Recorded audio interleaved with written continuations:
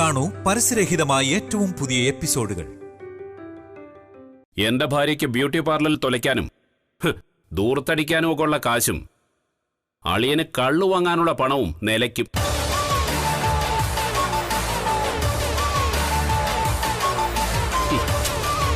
കോഴിമണ്ണ് തിന്നുന്ന ഗോപാലകൃഷ്ണനെ കൊണ്ട് താങ്ങുകേലാത്. രാജേശ്വരി, തലമറന്ന് എണ്ണ തേക്കരുതെന്നൊരു ചൊല്ലുണ്ട്. പെണ്ണ് ആണിന് താഴെ നിൽക്കണമെന്ന് കരുതുന്ന ആളൊന്നുമല്ല ഞാൻ. പക്ഷേ തലയെ കയറി നിൽക്കാൻ നോക്കരുത്. നീ ഇപ്പൊ ചെയ്തോണ്ടിരിക്കുന്നത് അതാ. ഈ കുട്ടിച്ചാത്തം കളി തുടർന്നാലേ എന്റെ ഭാര്യയ്ക്കും പൊന്നാങ്ങളയ്ക്കും അതത്ര ഗുണം ചെയ്യുകയില്ല. ഓർമ്മ വച്ചോ രണ്ടാളും.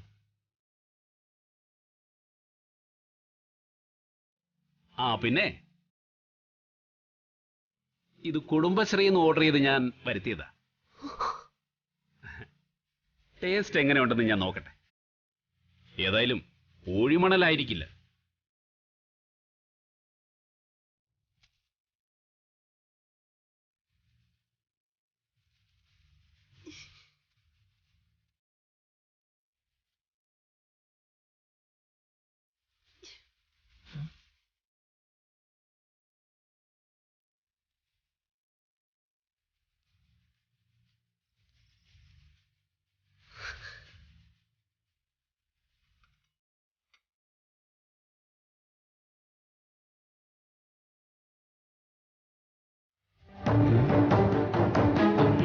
ചേച്ചി, എനിക്ക് പുറത്തോട്ടൊന്ന് പോകണമായിരുന്നു.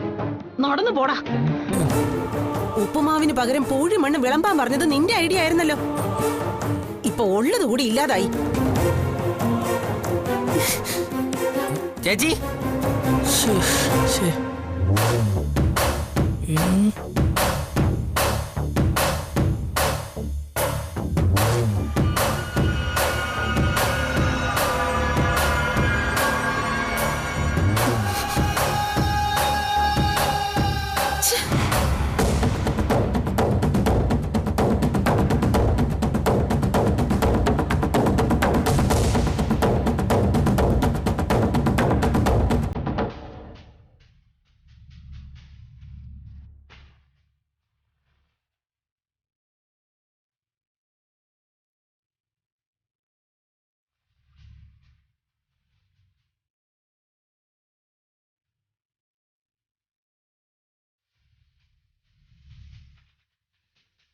ഇയാളെ അവള് തൂക്കിക്കൊണ്ട് നടക്കുമ്പോ കരുതിയത് നാളെ ഒളിമ്പിക്സിൽ ഓടാൻ പോവെന്നാ. വീണ്ടും ഇയാള് വീൽ ചെയറിലായല്ലോ. സിവിൽ സർവീസ് സെലക്ഷൻ ആയി കഴിഞ്ഞാ ടിവിയിലും പത്രത്തിലൊക്കെ വാർത്ത വരും. ഇയാള് ചത്ത വാർത്ത വായിക്കാൻ ഭാഗ്യം കിട്ടുന്നത് എന്നാണോ എന്തോ.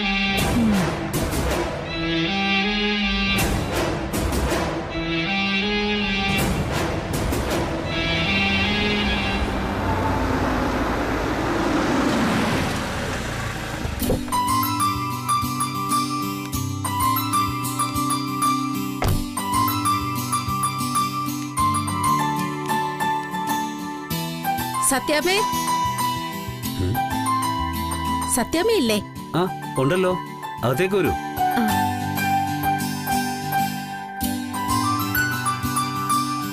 ഭാമേ. ആരിത്? മാലതിയോ? ഇരിക്കണം മാലതി. നമസ്കാരം രാഘവേട്ടാ. നമസ്കാരം. അങ്ങോട്ടിരിക്കണം. കുടിക്കാൻ എന്താ വേണ്ടത്? ചായയോ കോഫിയോ? അയ്യോ, ഒന്നും വേണ്ട സത്യാമ്മേ. പല വീട്ടിൽ നിന്നായി ഇപ്പൊ തന്നെ ചായ 8:10.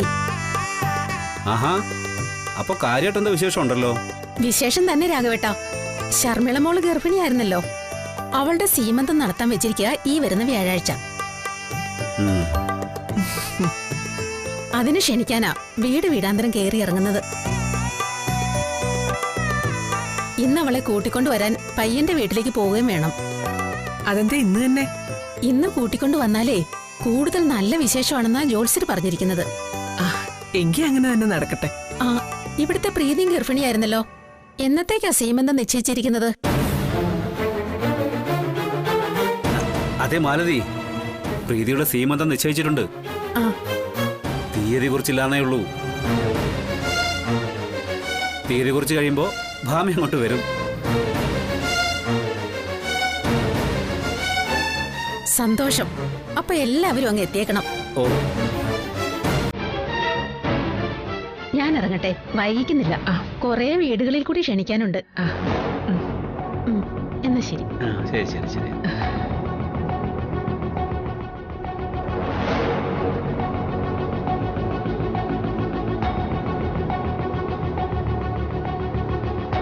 ഭാമേ,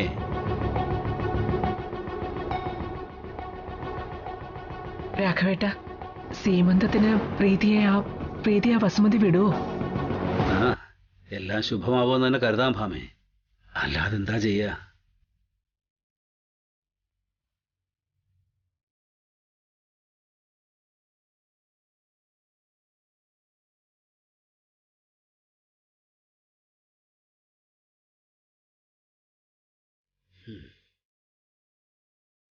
സത്യഭാമേ, നിങ്ങളുടെ വീക്ക് പോയിന്റ് എനിക്ക് പിടികിട്ടി.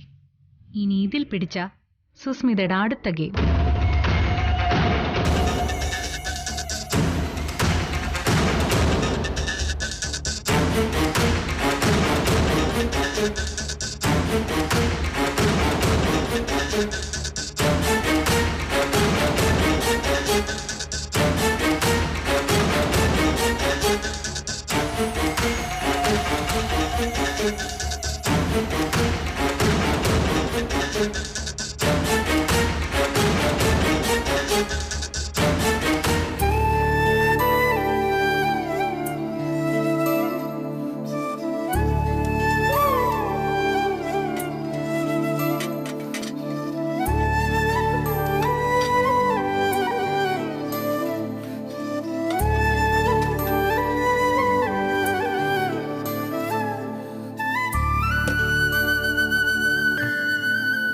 എന്താ ശാരദാമ്മേ, ഇന്ന് ആൾക്കാരൊന്നും കാണാനില്ലല്ലോ?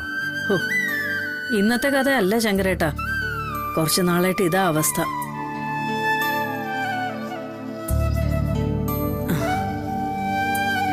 വെച്ചുണ്ടാക്കുക എന്നുള്ളതും കഴിക്കാൻ ആളില്ലാന്നും ഉണ്ടെങ്കിലേ വെച്ചതൊക്കെ കുഴിവെട്ടി മൂടുക എന്നുള്ളത് പാചകക്കാരുടെ വിധിയാ. അക്കൂട്ടത്തില് ശാരദയ്ക്ക് അല്പം മനസാക്ഷി കൂടിപ്പോയി. ഇന്നാട്ടിൽ പണമില്ലാത്തത് കൊണ്ട് ആരും വിഷം തുറങ്ങരുത് എന്നൊരു പിടിവാശി ഉണ്ടായിരുന്നു. അതുകൊണ്ട് ആവശ്യമുള്ളതിനേക്കാൾ ഒരു പിടി അരി കൂടുതലിടും. നഷ്ടം വന്നാൽ അത് ശാരദ സഹിക്കും. ശാരദയും മക്കളും വിഷം തുറങ്ങിയാലും ആരും അതറിയില്ല. പിന്നെ ദേ ഈ 2 കുഞ്ഞുങ്ങള് പ്രസവിച്ചില്ലെങ്കിൽ ഇവരും എന്റെ മക്കള് തന്നെയാ. ഇവരുടെ കുടുംബവും നടത്തേണ്ടത് ഞാൻ തന്നെയാ. അതൊരു തലവിധിയല്ല, സന്തോഷമാ. എനിക്കൊരു കുടുംബമില്ല, ഒറ്റത്തടിയാ. ആരെന്ത് പണിക്ക് വിളിച്ചാലും ഞാൻ പോകും.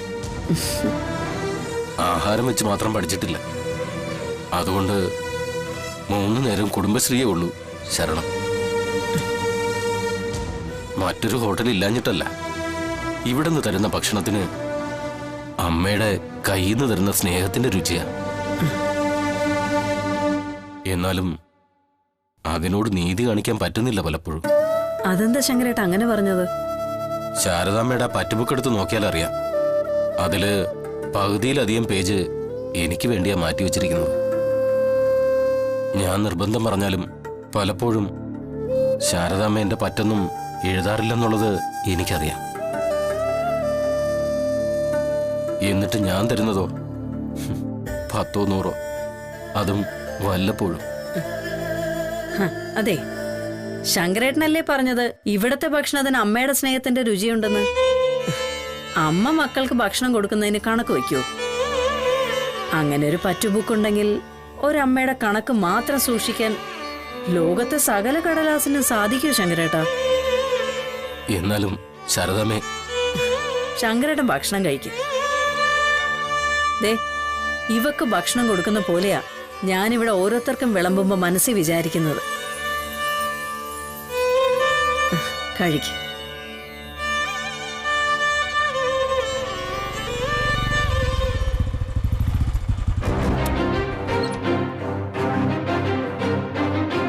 ഇവിടെ വെച്ച വെച്ചാണോ വിച്ചു എനിക്ക് ട്രീറ്റ് തരാന്ന് പറഞ്ഞത്? ഇവിടെന്താ കുഴപ്പം? പുറം കാണുമ്പോ തന്നെ ഒരു ദാരിദ്ര്യ ലുക്ക്. അകത്തെന്തോ ഉള്ളെന്ന് ദൈവത്തിനറിയാം. മോളെ, കുടുംബശ്രീയിലെ ടേസ്റ്റിന് പുറത്തൊക്കെ നല്ല പേരാ. കഴിച്ചു നോക്കിട്ട് പറയാം. വാ.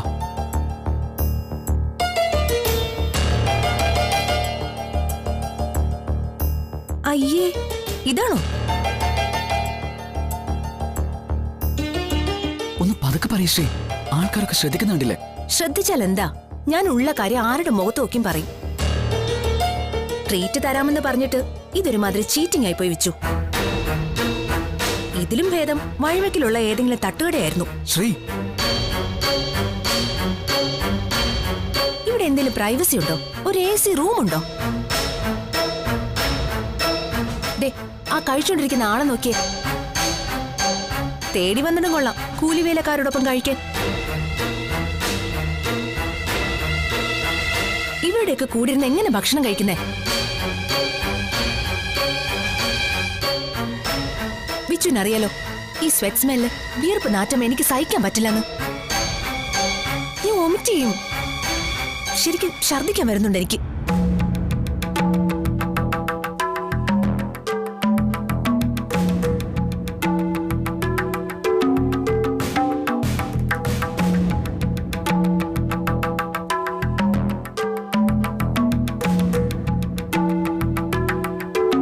എന്താ നിങ്ങക്ക് വേണ്ടത്? ഷവർമ, പിസ്സ, കുഴിമന്തി, ഇതിലേതെങ്കിലും ഉണ്ടോ? സോറി, ഞങ്ങൾ ആൾക്കാരെ കൊല്ലാൻ വേണ്ടിട്ടല്ല ഇവിടെ ഹോട്ടൽ നടത്തുന്നത്.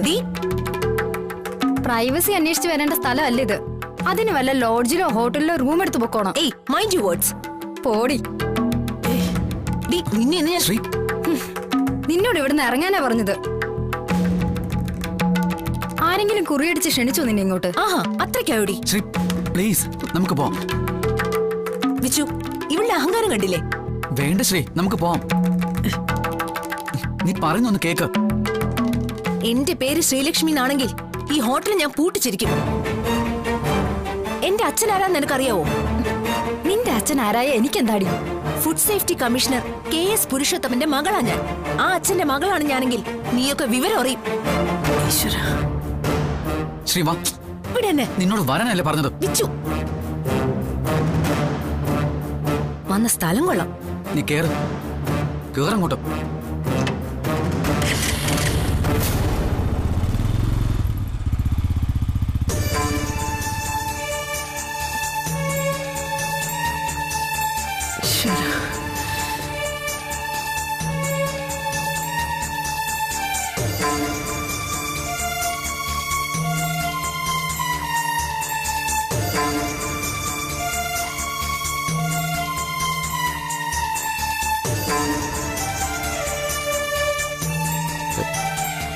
ഇത് വെച്ചേക്ക് ശാരദാമ്മേ. 100 രൂപ ആയില്ലല്ലോ ശങ്കരേട്ടാ. പഴയ പറ്റുണ്ടല്ലോ. ബാക്കിയുള്ളത് ഞാൻ കഴിയുന്നത് പോലെ എത്തിച്ചു തരാം.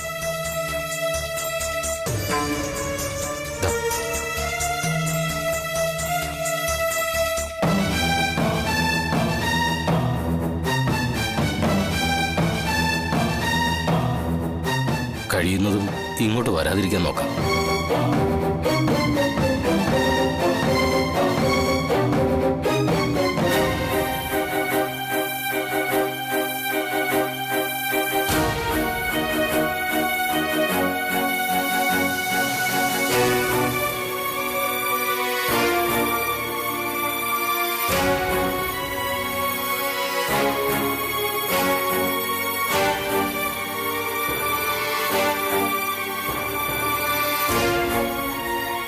ശാന്തേ, രാജി. എന്താ ശാരദാമ്മേ? നിങ്ങള് വേറെ എന്തെങ്കിലും ജോലി കൂടെ അന്വേഷിക്കണേ. ഞാൻ ഈ ഹോട്ടലിൽ നിർത്താൻ പോവാ. ശാരദാമ്മേ, ഞങ്ങൾ എങ്ങോട്ട് പോവാനാ ശാരദാമ്മേ? നിങ്ങളെ എങ്ങോട്ടും വിടാനല്ല ശാന്തേ. എന്നെ കൊണ്ടാവുന്ന വിധം ഞാൻ സഹായിക്കാം. അതിന്റെ കൂട്ടത്തിൽ വേറൊരു വരുമാനം കൂടെ ഉള്ളത് നല്ലതല്ലേ?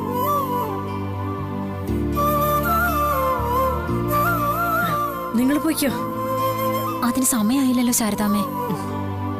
ഇനിയിപ്പോ ആര് വരാനാ? പിന്നെന്തിനാ ഈ ഹോട്ടൽ തുറന്നു വെച്ചേക്കുന്നത്?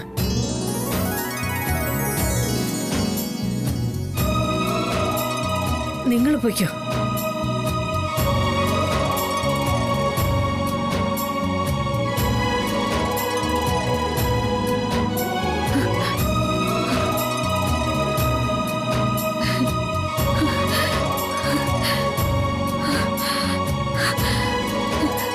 അമ്മേ,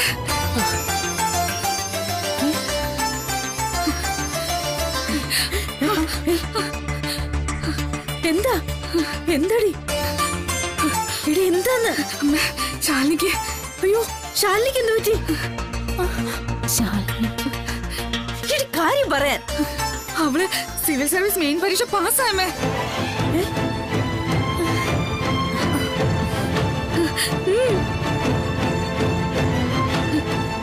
സത്യമാണോ ചേച്ചി? സത്യം. അമ്മ എന്താ ഇങ്ങനെ അന്തം വിട്ട് നിൽക്കുന്നേ? കുഞ്ഞേച്ചി സിവിൽ സർവീസ് മെയിൻ എക്സാം പാസ്സായെന്ന്. അമ്മ എന്ന് വെച്ച കളക്ടർ പരീക്ഷ പാസ്സായെന്ന്. ഇനി ഒരു ഇന്റർവ്യൂ കൂടി പാസ്സായ ചേച്ചി കളക്ടറാ. ഈശ്വര, സത്യം സത്യം അമ്മേ. ആഹാ, നിസ്സാര കാര്യമല്ലല്ലോ ശാലിനി മോള് നേടിയത്. ശാരദാമ്മേ, ശരിക്കും ആഘോഷിക്കണോ ഇത്?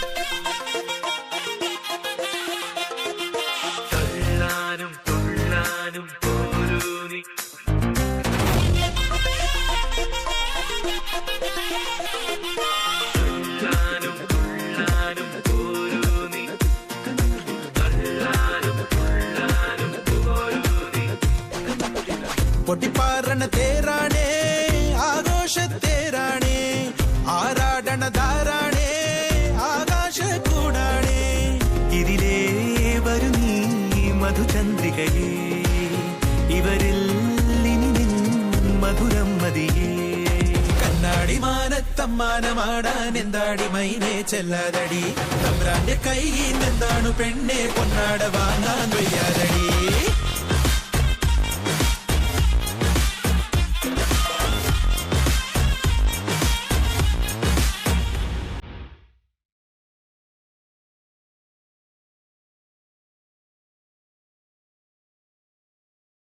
ഇയാളെ ഒഴിവാക്കി വിടാനല്ല, എന്നും ചേർത്ത് പിടിക്കാൻ ആഗ്രഹിച്ചിട്ടുള്ളൂ.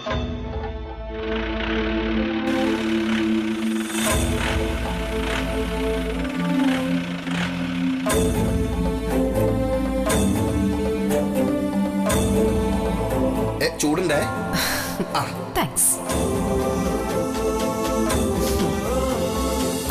അയ്യോ, അമ്മയെ വിളിച്ച് പറഞ്ഞില്ലല്ലോ. അമ്മ. അമ്മേ. ആ മോളെ, അമ്മ അറിഞ്ഞോ? അമ്മേ, ഞാൻ അറിഞ്ഞടി. കുറുപ്പ് സാറ് ശാരിയെ വിളിച്ചു പറഞ്ഞു. അതിന്റെ ആഘോഷം നടക്കുക ഇവിടെ.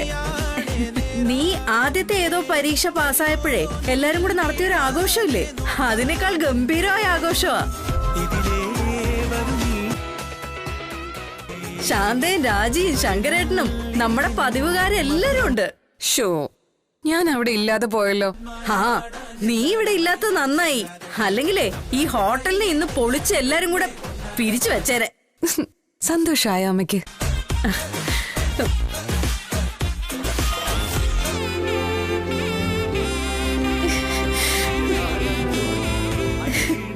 ഈ അമ്മ ഇത് എന്ത് കാട്ടുക? അതിങ്ങ് തന്നെ. ഹലോ കുഞ്ഞേച്ചി, ഇവിടെ ഞങ്ങള് പാട്ടും ഡാൻസും ഒക്കെ ആയിട്ട് തകർത്തോണ്ടിരിക്കുക. അതിനിടയില് അമ്മ ദാ നിന്ന് കരയുവാ. നമ്മുടെ അമ്മയ്ക്ക് സന്തോഷം വന്നാലും സങ്കടം വന്നാലും കരയാനേ അറിയുന്ന നിനക്കിതുവരെ മനസ്സിലായിട്ടില്ലേ മോളെ? ഈ കാലയളവിനിടയിൽ അമ്മയൊന്ന് ഉറക്കെ ചിരിച്ച് കണ്ടിട്ടില്ല ഞാൻ. എന്തായാലും ചേച്ചി കലക്കി, തിമിർത്തു, കിടുക്കി. ചായക്കട നടത്തി ജീവിക്കുന്നു എന്ന് കളിയാക്കുന്ന കൂട്ടുകാർക്കിടയില് തലയുയർത്തി നേരെ നിൽക്കാലോ ഇനി എനിക്ക്. കുഞ്ഞേച്ചിയാ. ഇനി തന്നെ എടി മോളെ. ആ ശാരിയേച്ചി, ശാരിയേച്ചി ഉണ്ടായിരുന്നു അവിടെ. ഞാനല്ലേടി ഇവിടെ വന്ന് വിവരം പറഞ്ഞേ. എന്തായാലും ഇപ്പൊ ശാരിയേച്ചിയുടെ സങ്കടം മാറിയല്ലോ. ശാരികേച്ചിക്ക് വേണ്ടി ഞാൻ സിവിൽ സർവീസ് സ്വപ്നം തൊലച്ചെന്നായിരുന്നല്ലോ ചേച്ചിയുടെ സങ്കടം. അതെ മോളെ, അതെന്നും ഒരു നോവായിരുന്നു എന്റെ ഉള്ളില്. ഇനി ആ സങ്കടം വേണ്ട. എവിടെ നിന്നായാലും ആത്മാർത്ഥമായിട്ടുള്ള ആഗ്രഹം ഉള്ളിലുണ്ടെങ്കിൽ ശ്രമിച്ചാൽ ലക്ഷ്യത്തിൽ എത്തിച്ചേരാന്ന് എന്നെ പഠിപ്പിച്ചത് വിഷ്ണുവേട്ടനാ.